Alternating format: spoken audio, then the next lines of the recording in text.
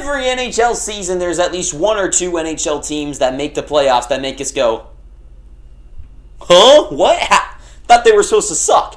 And they usually do. They just got in by a fluke, which then makes them, then they're in the offseason, sign bad contracts and make bad trades because they think they're a team that can win now, and it leads them to further disaster. Say the Seattle Kraken of 2 years ago when they made it and beat the Avalanche somehow, but are now in mediocre hell. And so I thought, let's look at the teams this past season and see what of the 16 teams do I think are most likely that made it and get kicked out. But I will preface it with this before everyone in the comments decides to tear me to shreds.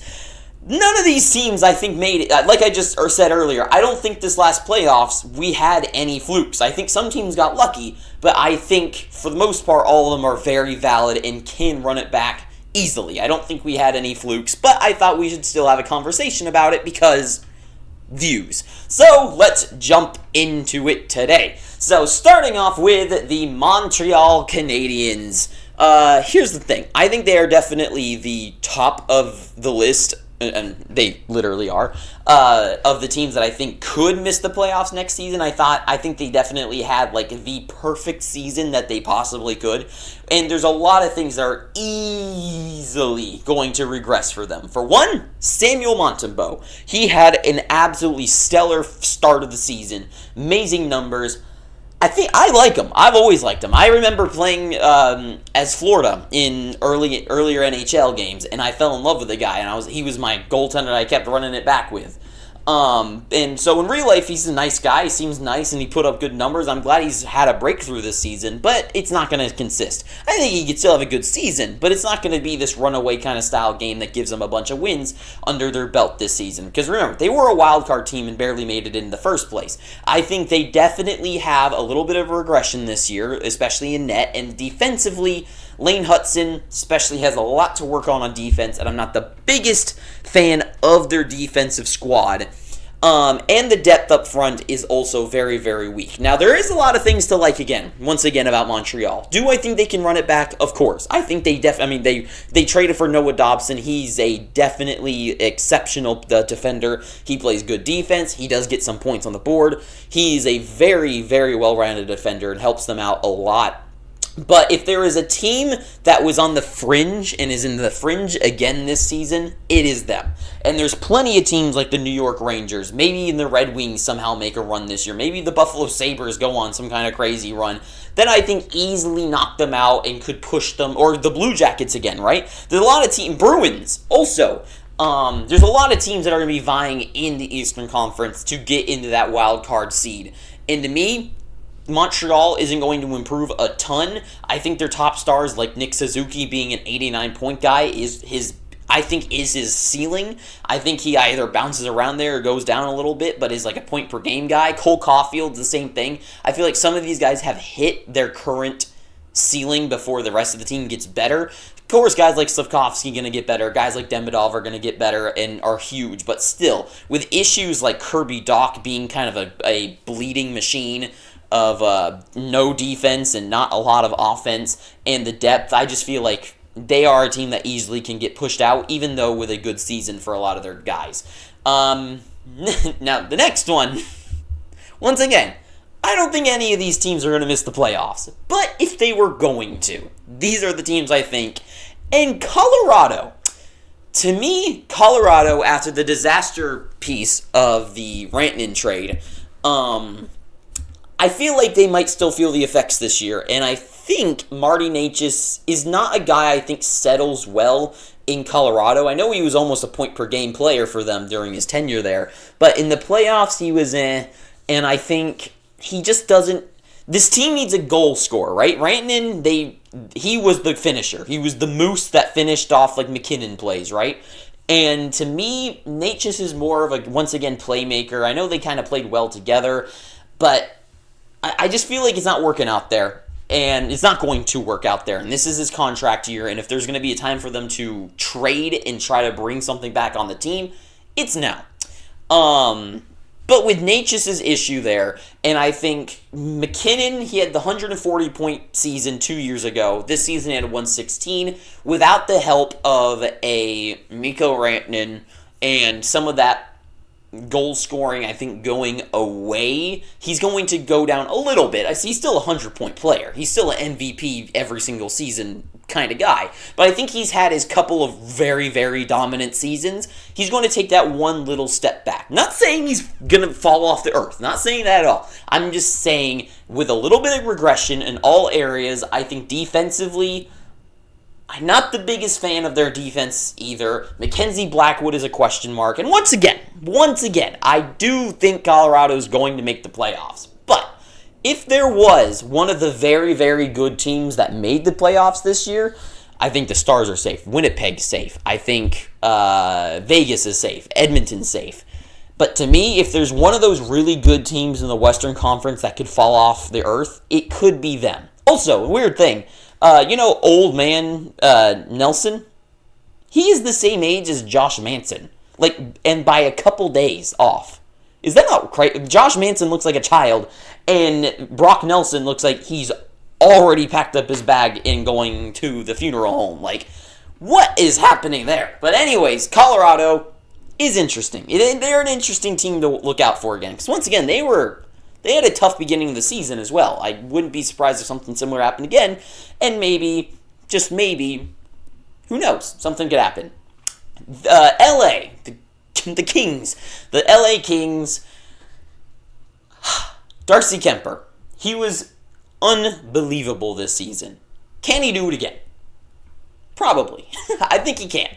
But with the defense in front of him not really being awesome. They signed Cody Ceci. They signed Brian Dumoulin. They have Joel Edmondson. They have Drew Doughty on this team. There's 4 out of 6 defensemen that are above the age of 30, and I'm just not the biggest fan of that for a team that already is kind of that not slow, but more tactical, and with a league that's getting older and is more about scoring offense, especially in the regular season. The regular season is where teams like Toronto flourish because they have all the goal scoring in the world, that when they play teams like the Sharks or the Ducks or something, they can score goals like whimsy and easily get a bunch of points, where teams like LA don't have that superstar padding of offensive stuff. So when they decide to add guys who have no offense in their game at all, like Dumoulin and Ceci, it doesn't help them. It doesn't help their progress. And also this is Anze Kopitar's last season, and especially with a lot of their team being a little bit more older on the top side, especially in the top 6, and like Danault and Kopitar, their offensive production could drop at any second. And to me, guys like Byfield are awesome, but Fiala is awesome. A lot of things are awesome about this team. But keep in mind, they had 105 points this year. They had 48 wins, something losses, something OT losses, right?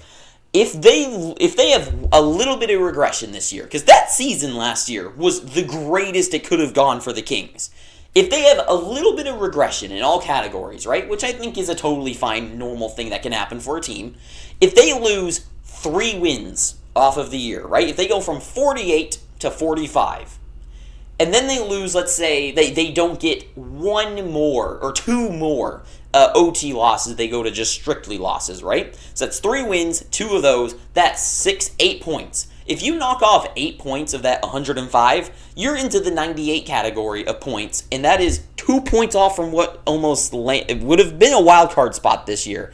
And this year, with the Flames thinking that they can win, potentially, with teams like Utah, teams like Vancouver, I don't know. It could be interesting. Teams like the Wild and the Blues being wild card teams as well could push the Kings out of a category a little bit if one of those, like last year was the best it could have gone. If this year goes just 2 steps below that, I don't know. Could not go very well for the LA Kings' favor this year. Ottawa Senators. This season went great. And they were a wildcard team, 97 points. I liked a lot of the moves that they have. They brought in Fabian Zetterlund. He's going to be there for a long while too. But to me, this team is kind of where I said about Toronto, that they can just walk through the regular season because they have so many top point guys, right? So like Edmonton as well.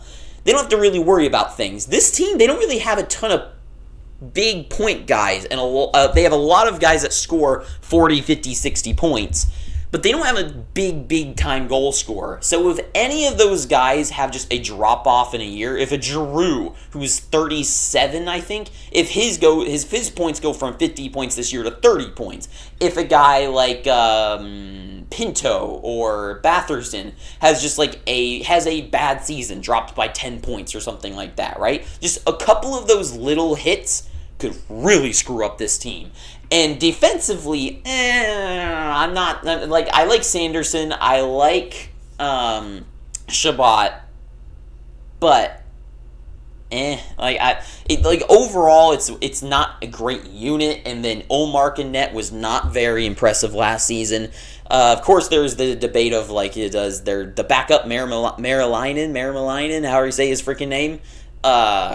Does he step in? Because he had some very, very impressive numbers last year. But full-time role would be Olmark and Swayman. We know what happens when that young goalie gets the starter role, which he's not going to get. I'm just throwing that out there. A lot of things went really right for this team this year. And once again, with the Eastern Conference looking like a lot of teams wanting to get back into the mix of it, like the Rangers getting back in, like the Bruins, like the freaking whoever, right? The Red Wings too, and the Canadiens. There's a lot of teams going to be vying for that wild card area. And to me, if there's just a little bit of drop-off in the Senators game this season, could easily push them out. They had 97 points. The Canadiens had 91. If there is just a few losses in there, if they lose 3 extra games instead of winning them, they lose a good amount of, that's 6 points right there. 3 losses is all, 3 wins, losses, whatever you want to call it, is all that it takes for them to get out of the playoffs, basically. So, I would not be surprised if that happened again this year. But, like with all these other teams, I don't believe that's going to happen. I honestly believe that the Senators, I think the Kings, I think this team and this team are all safe. Well, safe-ish. They're in the running. I mean, Colorado, LA, definitely going to make the playoffs. Canadians, could get pushed out, but are going to be on the fringe of it. Senators, same thing. They'll be in the race. They'll be in the mix. I don't think they overtake anyone in the top 3 of the Atlantic Division, but they are definitely going to be in the race for the wild card, and they might get pushed out just by a bad little couple of seasons for some guys. But Minnesota, this is a team where I think it is kind of scary zone, because it is Kaprizov's big year. Kaprizov also gets injured every year, and it's a hard sell because, Kaprizov is literally, he's debatably a top 3, at least maybe top 5 player in the whole world, especially when it comes to offensive production. If he goes down again, that is badville for them. But another thing that is going to be bad for Wild is that Marco Rossi is probably out of town. He is the second-line center on a team that really needs some skilled producing people. He had 60 points last year, and he could be out of town. Not could be. I'm pretty sure it's basically it's inevitable. Just when is the question. This team also has a lot of 30-plus-year-olds. It's not in a lot. They've thought of 30-plus-year-olds, but also young defensemen like Jiricek and Buyum, who have not really. I mean, Buyum, he looked fine, but still, young defensemen in the NHL don't really always. They take time to truly become great defensively. He's going to be great, but just this year, he is not going to be his year. And Jiricek as well also has not really performed at the NHL level as well. Of course, they have Faber that covers a lot of those holes and a lot of those wounds, but still. To me, also, Gustafsson had his, once again, best season he could have, and that's going to drop a little bit. A little step back here and there is a big dent in some teams, especially when Minnesota was right there on the cutting line with the likes of Calgary and Vancouver behind them. Maybe a team like the Ducks think it's their year. I mean, they really padded up the team. Maybe it is their year. So to me, Minnesota, once again, is a team that a couple of little bad problems here and there, and the departure of a Marco Rossi and his point production that's only going to go up is going to really hurt them as well. And the same thing goes for the St. Louis Blues, because the St. Louis Blues are at that perfect pinnacle of where are they going to go. Do they continue with this retooling with young guys, and because they have tons of really good to Broberg, Holloway, Snuggerud, what's that one freaking guy's name that I just freaking escaped my brain? whatever. But they still have Robert Thomas. They have a lot of really good players. At the same time, though, Colton Parayko, Justin Falk, Jordan Kyrou, Jordan Binnington, a lot of players that could be potentially on their way out of town. So are they a team that is trading those players away to bring in some younger guys, so Holloway and Thomas and all these guys still have guys to play with in the next 2 to 3 years to really be a good team? Or do they stay put with where they're at, kind of like the Washington Capitals, where they have a good mix of young and old, and push on? I don't know, because I don't know. I don't really know what they end up doing here, and it's really a question of what lane do they decide with. If they decide to go for, like, we are a good enough team to go into the playoffs, I think they can make it. They really do have a lot of really decent good pieces. But apparently they really want Jordan Kyrou out of town for some reason. And I know there's been questions about Justin Falk and other players on that team, like Parayko, for a long time. Does Jordan Binnington get moved out of town finally and make room for Joel Hofer? I don't know. It's a lot of question marks when it comes to St. Louis, and I don't really know what way they're going to go about it, and it really could depend on if they are a playoff team or not. But to me, all 6 of these teams on this whiteboard are the ones I thought have the best. Like, if you look at the other teams over there, like Carolina, no, they're a playoff team. Capitals, playoff team. The Devils, they are a playoff team. The Lightning, like, no. The Toronto Maple Leafs, like, these are all teams that are definitely going to make the playoffs without a question mark in mind. They might not be ready to win the playoffs, but they're a playoff team. These are teams that I think could end up having a struggle in the regular season overall, and that might make them miss the playoffs. And honestly speaking, out of these 6, I think really only the wild card teams, like not these two, but I think Montreal definitely can miss. I think Ottawa is going to be the better of the two again this year, but depending on, I think they'll make the playoffs. I think they'll be a wild card team, and one of the teams like the Bruins or the Rangers will be the team that gets back in there and pushes one of them out. The Wild, once again, these two are very big question marks. It's like, how do certain guys pan out? What decisions do the teams make? But these two, they're fine. But I just thought it's a good conversation to have. So anyways, tell me how wrong I am down in the comments, because I know you're going to disagree with me. So tell me how wrong I am and how right you are. And tell me who you think misses the playoffs instead this year, and that it's actually the Tampa Bay Lightning. I'm just a fool. So tell me that all down below. Thank you for watching this video. Too sweet. Have an amazing day, and ta-ta for now.